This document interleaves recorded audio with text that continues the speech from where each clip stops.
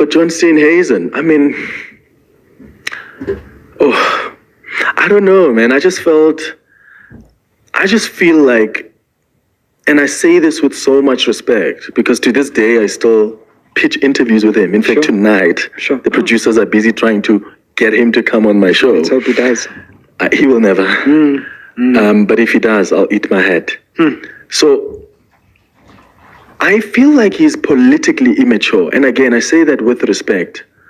The reason I say that is because I have interviewed people that I've differed with. Like, ahead of elections, as a broadcaster who does the kind of show I do, people listen to you for analysis. They want to know, what do you think of what Julia's just said? What do you think of how the DA's approach is, or the EFF's messaging, the ANC's campaigns? People listen to me for some analysis. They're interested to hear my view. And I do that about any other political party. And it's your job. Like, you have to have a view on whatever's happening. Yeah. It's not like you wake up and just always have a view. You're paid to have a view like every weekday. So John feels like I've been unfair to him. I'm like, point me to the direction where I've been unfair to you.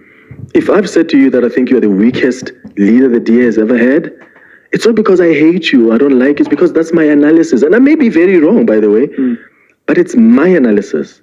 And you're welcome to come and challenge me on that. And I'll tell you why I think you're the weakest leader. I mean, I've spoken of Helen Zille. I've said things about Helen Zille on my show, but not once has Helen Zille said, I'm not going to come on your show because you're unfair to me, because she's politically mature. She understands the political environment within which she operates. Same way goes with the EFF. I mean, there's many times when I've criticized Julia, so Floyd Shivambu. Absolutely. Or Advocate Dalim Mpofu. Indeed. Not once have they ever said to me, we're not coming. And they may very well, sometimes after our interviews, they're like, yeah, but I thought you were unfair on this. I was like, no, I was just doing this. Trust me, next week if I call them, they come through. Feil and Balula. Yeah. The same thing happens over and over again. And it's so disappointing to see politicians who behave like that, where they're unable to take criticism. I get criticized all the time. I've been called a biased journalist. I've been called a white monopoly capital journalist. I've been called a Tumamina journalist. I've been called a radical leftist, so you're all of those things journalist. At once. I'm everything at once. I'm radical left and radical right at the same time. So, but I've never gone, oh, that politician has said this about me, I don't ever want them on my show. Because I understand, I work in an environment where my work is actually going to be judged and it's open to different interpretations. And I'm comfortable with that. What saddens me is when you occupy the union buildings. Now you are part of a government.